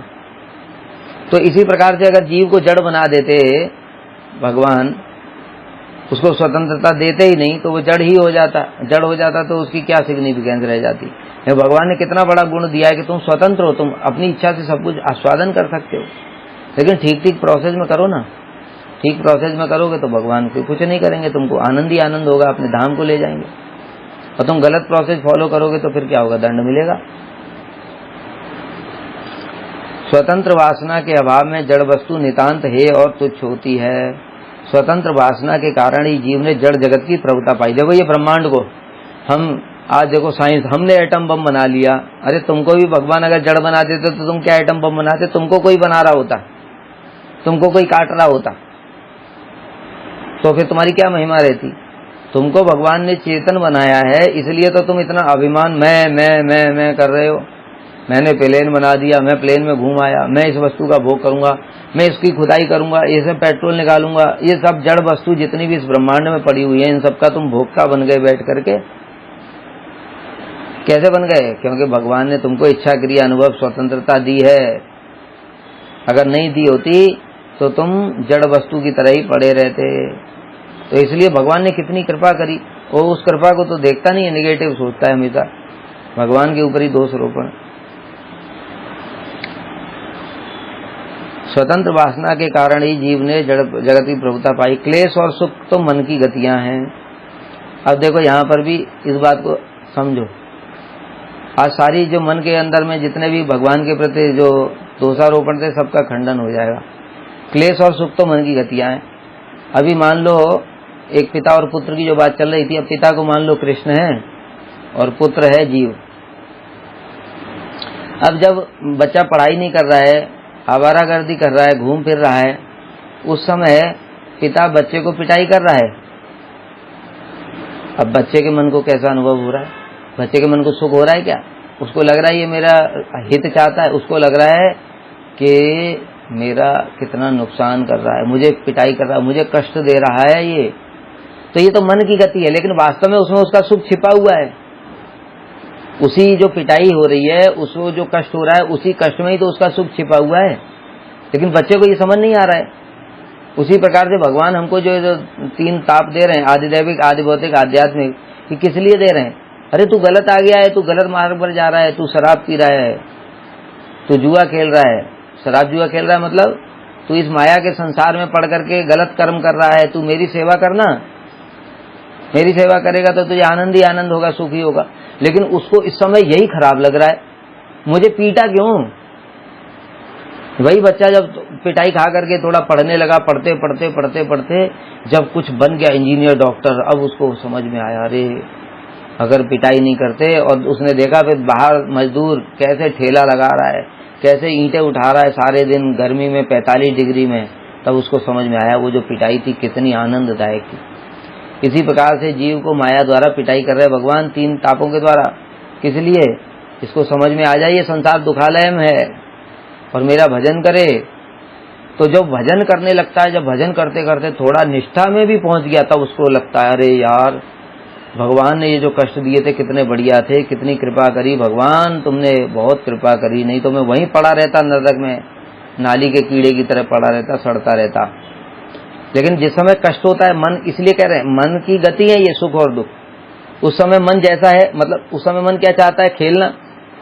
खेलना चाहता है, और तुमने वो खेल को रोक करके 2 थप्पड़ लगा दिए, मन को दुख हो गया। ये गति को सुख और दुख कहा गया है। वास्तव में अगर विचार करो एब्सोल्यूट रूप में, तो सुख क्या था उस समय? पढ़ाई तुम कर रहे थे, वही सुख था। पढ़ाई को छोड़ दिया, ये दुख था। लेकिन तुमने उसको दुख, जो पढ़ाई करने को दुख मान रहे हो और खेलने को सुख मान रहे हो, तो ये तो मन की गति है। वास्तव में सुख दुख तो कुछ है ही नहीं। समस्त प्रकार के विषय सुखों का अंतिम परिणाम दुख के अतिरिक्त और कुछ भी नहीं है जगत में। चाहे रूप, रस, गंध, शब्द, स्पर्श, इन 5 का परिणाम देख लो, वो दुख ही है। कैसे? एक एग्जाम्पल दे देता हूँ, ज्यादा विस्तार से नहीं बता। रूप, तुमने बड़ी सुंदर स्त्री को देख लिया, और सुंदर स्त्री को देख लिया, वो स्त्री तो चली गई, उसको तो कुछ पता नहीं है, और तुम बार बार सोचे जा रहे हो, बार बार उस स्त्री के बारे में सोचे जा रहे हो, अब तुम्हारा हृदय जल रहा है, ये तो दुखी तो हुआ। उसका परिणाम में क्या हुआ? रस जो खाया तुमने, खाया उसको, इतना सारा खाया, बढ़िया पनीर, रसगुल्ला, रसमलाई, रबड़ी, और अंत में निकला क्या? वो क्या बन करके निकला? ऐसी दुर्गंध आ रही है कि उसकी वहां से नाक बंद करके निकलते हैं। तो ये क्या हुआ? इसका परिणाम दुखमय तो हुआ। इसी प्रकार से गंध, शब्द, स्पर्श, सब कुछ यही परिणाम में दुखमय ही है। विषय में आसक्त मनुष्य अंत में दुख पाता है। वही दुख फिर अत्यधिक होने पर सुख पाने की वासना को जन्म देता है। अब ये पूरा प्रोसेस बता रहे हैं कि देखो भगवान ने इसके द्वारा भी कैसे जीव पर कृपा की है। वही जब दुख होता रहता है, जब दुख होते होते होते होते फिर आदमी सोचता है परीक्ष लोकान कर्म चित्तान ब्राह्मणों निर्वेदम नास्त्यकृत कृतेन। सारे लोगों की परीक्षा कर ली, ऊपर गया, नीचे गया, यहाँ गया, वहां गया, सारे लोगों में घूम घूम करके देखा, जब कष्ट ही मिला तब वो व्याकुल है, प्रभु त्राहिमाम त्राहिमाम, रक्षा करो, किसी तरीके से यहाँ से निकाल दो। तभी वो सुख की ओर ले जाता है। तब वो तद विज्ञानार्थम स गुरुमेवा विगच्छेत समित पाणी श्रोत्यम ब्रह्मनिष्ठम, तब वो गुरु के पास जाता है उस चीज को जानने के लिए। हे गुरुदेव बताइए आप कृपा करके मेरे को सुख कैसे प्राप्त होगा। जैसे श्री सनातन गोस्वामी महाप्रभु से पूछ रहे हैं कि मैं कौन हूँ, मुझे ये 3 ताप क्यों जला रहे हैं। कि सनातन गोस्वामी इतने बड़े पंडित थे, उनको पता नहीं था मैं कौन हूँ, लेकिन वो जानना चाहते हैं कि भैया ये मैं शरीर तो नहीं हूँ, क्योंकि ये तो जल जाएगा तो जीरो हो जाएगा, फिर अपने अपने संस्कार के अनुसार फिर दूसरा शरीर मिलेगा, तो मैं वास्तव में कौन हूँ। तो महाप्रभु ने कहा, यही सब बात बताई उन्होंने। जीवेर स्वरूप है कृष्ण नित्यदास, कृष्ण भैर्मुख भैया भोग वांछा करे निकटस्थ। पूरा प्रोसेस महाप्रभु ने ही बताया श्री सनातन शिक्षा में ये सब। फिर उसके अंदर ये सब सुख पाने की इच्छा होती है, विवेक जागृत हो जाता है, विवेक से जिज्ञासा होती है। वही मतलब एक के बाद एक कि अब मैं पूछूंगा गुरु किसको बनाऊं, कैसे जाऊं, कौन ठीक है कौन नहीं है। साधु संग प्राप्त होता है, साधु संग में श्रद्धा उत्पन्न होती है। वो एक एक करके प्रोसेस बता रहे हैं, हम लोग सब इसी स्टेज में ही आए हैं। फिर जब श्रद्धा उत्पन्न होती है, श्रद्धा का मतलब है कि साधु, शास्त्र, गुरु, भगवान के वचनों में विश्वास, दृढ़ विश्वास कि हाँ ये ठीक है, और उस केवल ये ठीक है ऐसे मानना नहीं, उसको पालन करने के लिए चेष्टा भी होनी चाहिए, तब श्रद्धा कही जाएगी। जैसे मान लो एक व्यक्ति है, कोई डॉक्टर के पास गया है, डॉक्टर ने उसको देखा और बुखार देख करके उसको पैरासीटामोल दे दिया। उसको सोचा पता नहीं ये झोला छाप डॉक्टर है, इसकी बात ठीक भी है कि नहीं, तो उसके पास दवाई भी है, डॉक्टर को दिखा कर भी आया, लेकिन खाता नहीं है। इसको श्रद्धा कहेंगे डॉक्टर के प्रति? नहीं कहेंगे। श्रद्धा कब कही जाएगी? जब उसकी बात पर हाँ मुझे को ये बुखार है, इसका ये कारण है, ये दवाई खाने से ठीक हो जाऊंगा, अब मैं खाता हूँ तीनों टाइम और उसका पालन करता हूँ पूरा, कि उसने जो विधि निषेध बताया। ऐसे ही ये श्रद्धा है भक्ति में भी। तो भक्ति में श्रद्धा का लक्षण यही है कि जो हरि गुरु वैष्णव शास्त्र में वचनों में विश्वास, उनको पालन करने की उत्कंठा, विधि निषेध दोनों पालन करना पड़ेगा।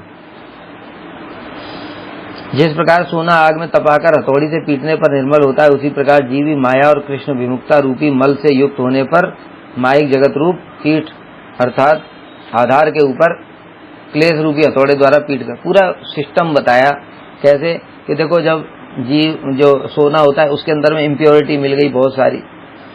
अब पहले तो उसको आग में तपाया जाता है, आग में तपा करके फिर उसके आधार एक होता है, आधा पत्थर उसके ऊपर में रखा जाता है, उसके बाद ऊपर से हथौड़ी से पीटा जाता है ऐसे करके। उसी प्रकार से जो जीव है उसके अंदर में गंदगी मिल गई। कहाँ से मिली गंदगी? कृष्ण बहिर्मुख हैया भोग वांछा करे, वही गंदगी थी। तो कृष्ण विमुक्ता रूपी मल उसके अंदर जब मिल गया, आ गया, अब क्या करेंगे उसको?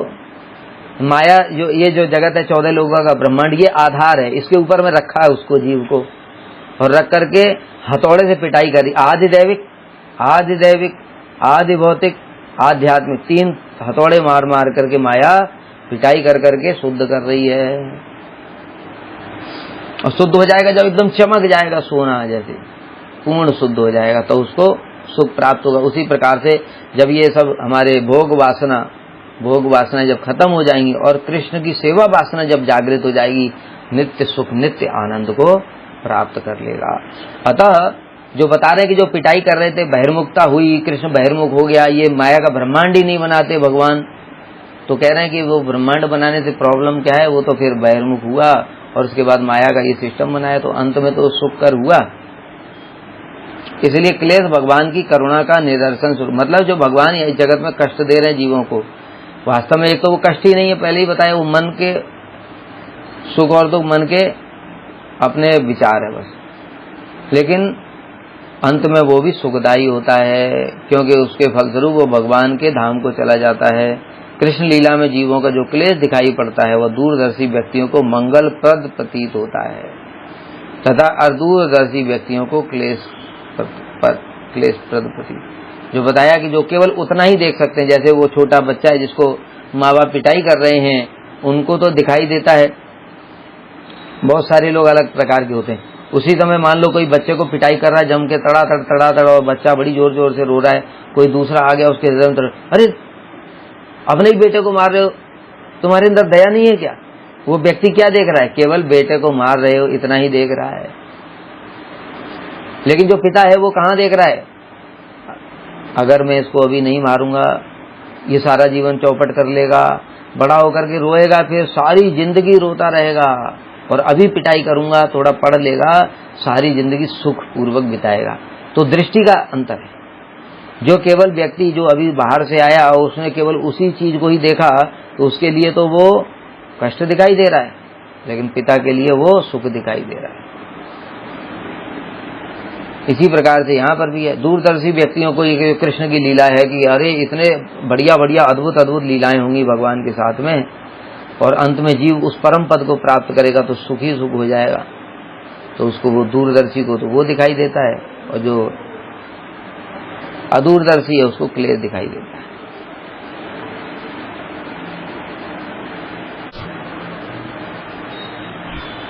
जैसे देखो अभी क्या है, बहुत सारे लोगों को अभी इस समय क्लेश लग रहा होगा कि इतनी देर से बैठे हैं, बोले ही जा रहे हैं, चुप नहीं होते, लेकिन जब बाद में विचार करेंगे अरे ये सब चीजें तो पढ़ने से भी समझ नहीं आती, इसलिए पढ़ा दिया तो अच्छा किया।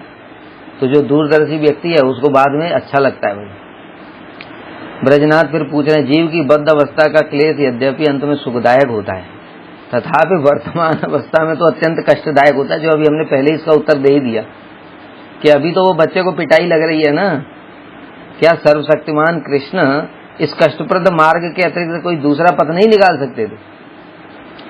तो इसमें भी बताया, जो सारे हमारे लोगों के ही प्रश्न है कि अंत में इधर उधर घुमा फिरा करके अपनी बुद्धि का प्रयोग करके जैसे तैसे कृष्ण को ही दोषी ठहराना है। तो कृष्ण तो सर्वशक्तिमान है, ये जो पिटाई वाला मार्ग था इसकी जगह कुछ दूसरा मार्ग निकाल लेते जिसमें कि सीधे सीधे आदमी बदल जाता और वो भगवान के धाम चला जाता है।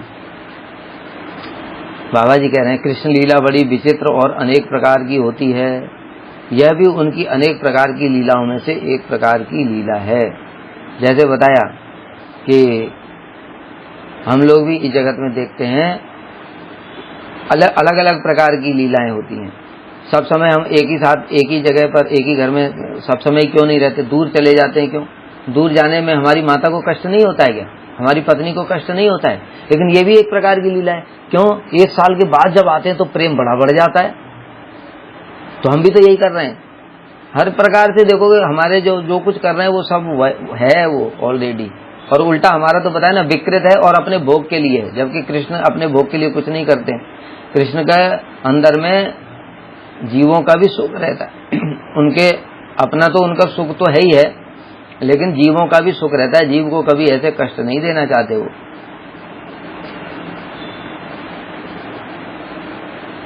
स्वेच्छा में पुरुष जब सब प्रकार की लीला करे तब इस प्रकार की लीला को क्यों छोड़ दें?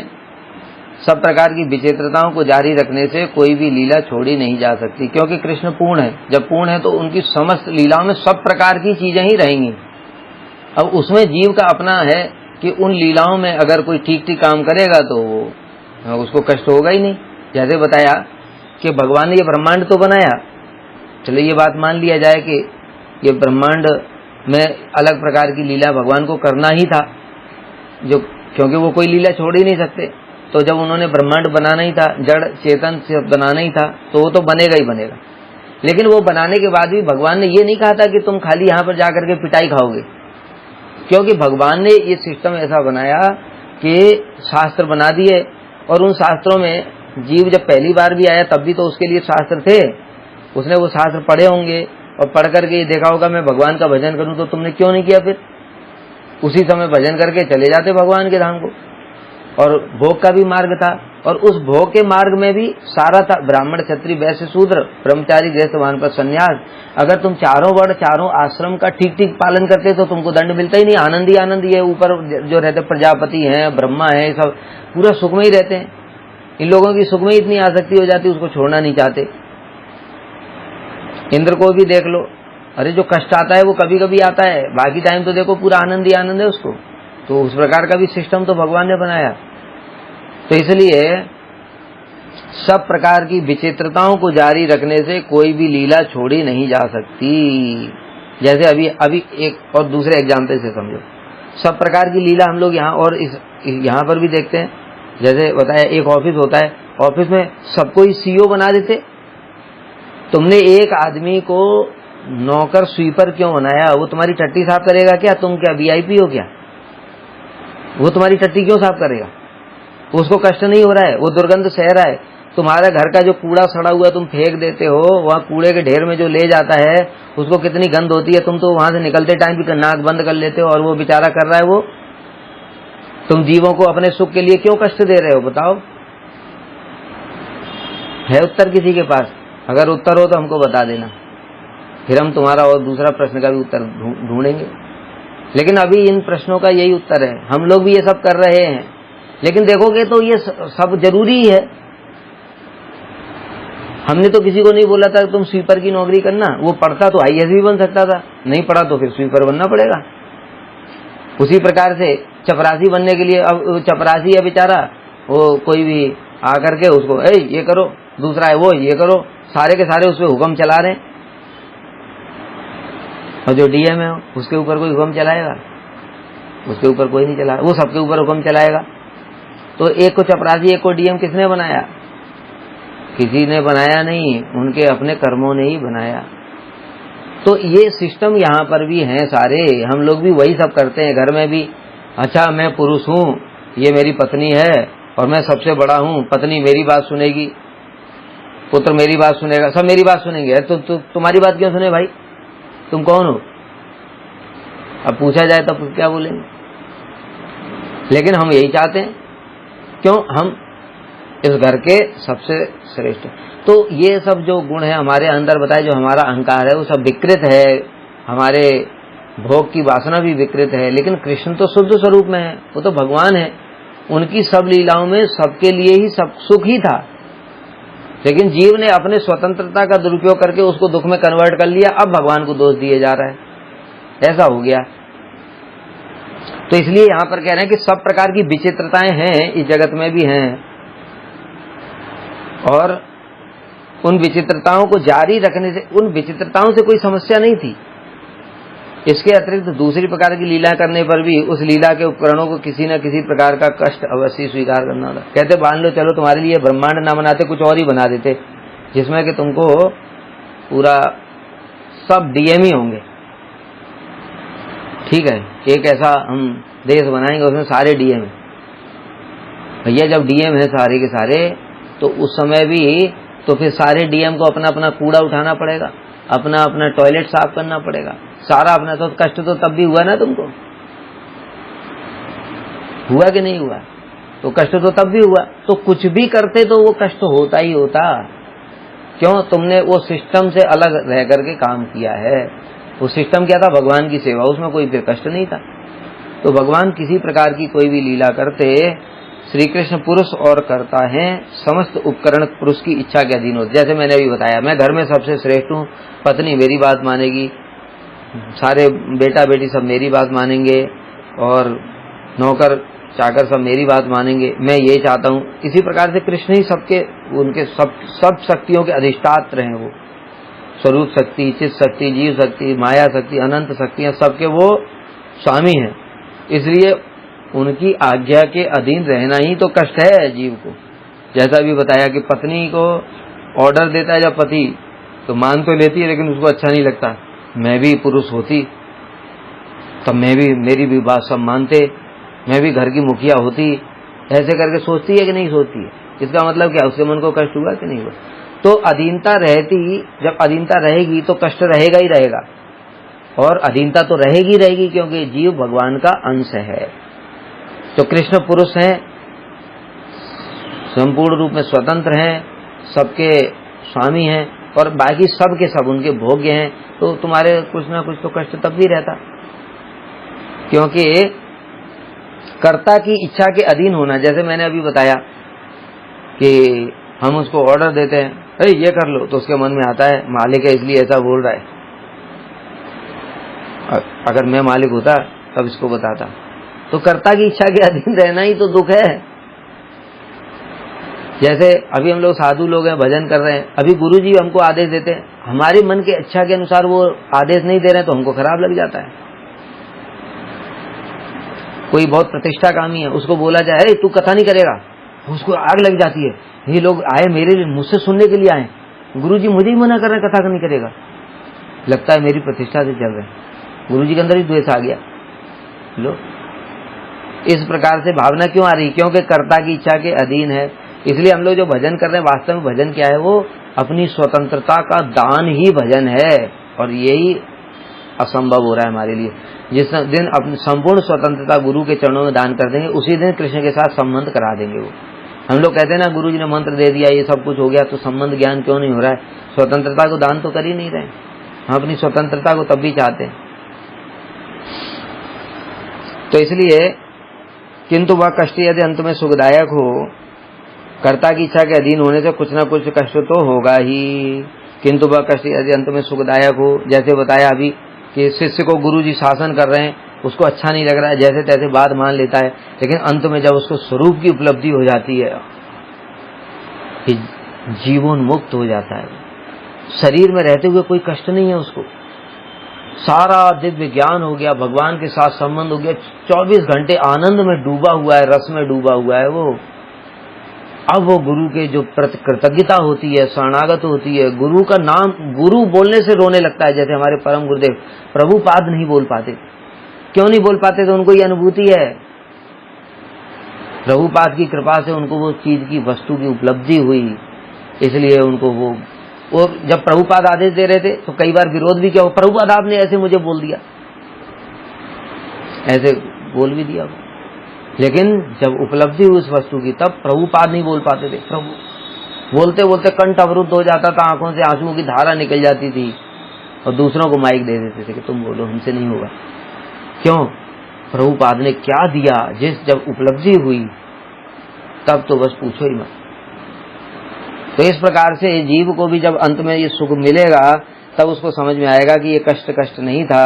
तुम उसे कष्ट क्यों कह रहे हो, बाबा जी कह रहे हैं तुम उसे कष्ट क्यों कह रहे हो, तो अंत में सुखदायक ही है।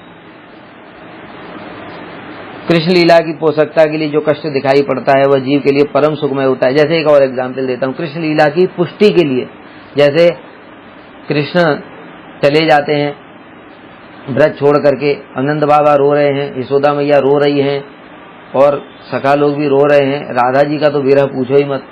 अब ये कृष्ण लीला की पुष्टि के लिए जो दुख दिखाई दे रहा, क्या ये दुख है? अरे जो रूप गोस्वामी वर्णन कर रहे हैं, ये विप्रलम्ब तो ऐसी चीज है भाई, अंदर में मिलन हो रहा है। जब मिलन के समय तो केवल एक ही मिलन होता है, लेकिन जब विरह के समय तो 24 घंटे मिलन होता है और सब प्रकार से मिलन होता है। तो इस प्रकार से जो कृष्ण लीला के लिए जो कष्ट दिखाई दे रहा है वो भी अंत में सुखमय है। जैसे रास लीला से अंतर्धान हो गए, गोपियों को कष्ट हो रहा है, रो रही हैं, विरह गीत गा रही हैं, लेकिन उस विरह गीत में कितना आनंद है पता है? कि हम नहीं समझ सकते, ये चिन्मय लोग ही समझ सकते हैं।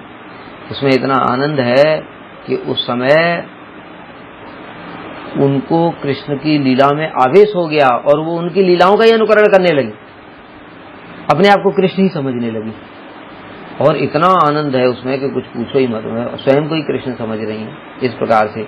और फिर जब कृष्ण प्रकट हुए तो उनका आनंद और भी कोटि गुना बढ़ गया, जो पहले कम था। तो इस प्रकार से ये कष्ट नहीं है, जीवों के लिए सुखमय होता है। कृष्ण में जो सुख का अंश है उसे छोड़कर स्वतंत्र वासना से युक्त जीव ने माया अभिनिवेश जन्म क्लेश स्वीकार किया है। मतलब क्या कि देखो, वास्तव में जीव के लिए सिस्टम तो ये बनाया था कि तुम कृष्ण को सेवा करो, कृष्ण की सेवा करके कृष्ण का जो अंदर सुख है उस सुख का तुम्हारे अंदर रिफ्लेक्शन होगा, तुमको जो आनंद होगा वो अनंत होगा, ऐसे करके। लेकिन जीव ने क्या किया, नहीं हम आपकी सेवा नहीं, हम तो खुद ही अलग से सुख भोगेंगे। तो माया अभिनिवेश जन्य क्लेश खुद स्वीकार किया, क्योंकि उसमें सुख है ही नहीं। भाई देखो, भगवान जैसे भगवान ने ब्रह्मांड को बना करके उसके बाद में गीता में बोल दिया दुखालयम अशाश्वतम, ये तो दुखों का घर है। अब तुम दुखों के घर में किसी प्रकार से सुख प्राप्त करना चाहते हो, कैसे? अपनी इच्छा के अनुसार। जैसे मान लो दुख होने पर भी कैसे सुख होता है, जैसे कोई एक आदमी शराबी, अभी सबको पता है ये बात, उस शराब के ऊपर भी लिखा रहता है कि it is dangerous for your health, liver खराब, किडनी खराब, सब खराब करेगी। लेकिन वो अपनी इच्छा उसकी क्या है कि मैं थोड़ा नशे में सब भूल जाऊं बस, और नशे में भूल जाऊं, और उसने बस दारू की बोतल ही चढ़ा दी और भूल गया, कुत्ते की तरह पड़ा हुआ है नाली के अंदर, सब भूल गया, उसी को आनंद मान रहा है। अब वो शराब हानि कर रही है तब भी, लेकिन उसको तो सुख हो रहा है ना। इसी प्रकार से ये जीव इस माया अभिनिवेश जन्य, भगवान ने कहा था ये दुखालय में, तू इसमें मत जा, लेकिन वो माया अभिनिवेश जन्य पूरा आनंद को सोच रहा है, इसमें आनंद है इन्हीं वस्तुओं में। इसलिए हम सारी दुनिया को कहते हैं अगर कि भैया तुम भजन करो, यहाँ से निकल जाओ। कौन भजन करता है? क्योंकि जिसको जो जिसमें कोई सॉफ्टवेयर इंजीनियर है, 1 करोड़ का पैकेज है, भैया क्यों छोड़ेगा वो नौकरी? कहेगा तू पागल हो गया है, क्या भक्ति करने से मुझे क्या मिलेगा, और उसको सुख चाहिए ही नहीं। तो इसमें जीव की तो गलती है, भगवान की क्या गलती? भगवान ने तो सारे सिस्टम बना रखे, साधुओं को भी भेज दिया, शास्त्र को भेज दिया, इतनी दया है उनकी, खुद ही आ जाते हैं यहाँ पर और खुद भजन साधन करके चैतन्य महाप्रभु के रूप में दिखा रहे हैं। परिकरों को भी बता रहे हैं कि भैया तुम मुझसे प्रश्न पूछो, मैं जीव कौन हूँ, मेरे को इस जगत में क्यों कष्ट मिल रहे हैं, और महाप्रभु उनका उत्तर दे रहे हैं, सब कुछ कर रहे हैं। भैया और इससे ज्यादा तुम्हारे लिए क्या करें बताओ। तो इस प्रकार से जीव ने खुद ही माया अभिनिवेश जन्य क्लेश स्वीकार किया है। इसमें यदि किसी का दोष है तो वह स्वयं जीव का है, कृष्ण का नहीं है। बस फाइनल हो गया। अभी जिसको नहीं मानना है तो मत मानो और यही दंड भोगो। हरे कृष्णा। वांछा कल्पतरुभ्यश्च कृपा सिन्धुभ्यो च पतितानां पावनेभ्यो वैष्णवेभ्यो नमः। इनका प्रश्न है कि जो चित जगत में जीव हैं उनको इस जगत के बारे में पता नहीं है, और जो जड़ जगत के जीव हैं उनको शास्त्रों के माध्यम से चित जगत का पता है, लेकिन ऐसे कुछ पता नहीं है। तो इनके अतिरिक्त और कोई है जिसको कि इनके विषय में पता रहता है। वो ऐसे लोग जो होते हैं वो भगवान के धाम से जब इस जगत में आते हैं तब वो दोनों जगत को जानने वाले होते हैं, क्योंकि जो दोनों जगत को जानेगा वही तो जीव को शिक्षा दे पाएगा कि तुम वहां से वहां के हो और यहाँ पर पड़े हुए हो। इसलिए तब उनके अंदर में भगवान की प्रेरणा से वो सब ज्ञान प्रकाशित होता है। अन्यथा जब वो चित जगत में सेवा कर रहे होते हैं तब उनको पता नहीं रहता कि ये जड़ जगत भी होता है और वहाँ जीव ऐसे कष्ट पा रहे हैं। इसलिए भगवान अपने धाम से ही उनको यहाँ पर भेजते हैं, तब फिर उनको ये सब ज्ञान होता है दोनों जगत का। हाँ, उनको दोनों का ज्ञान होता है। अगर ज्ञान नहीं होगा तो वो फिर हमको कैसे संबंध युक्त करा पाएंगे।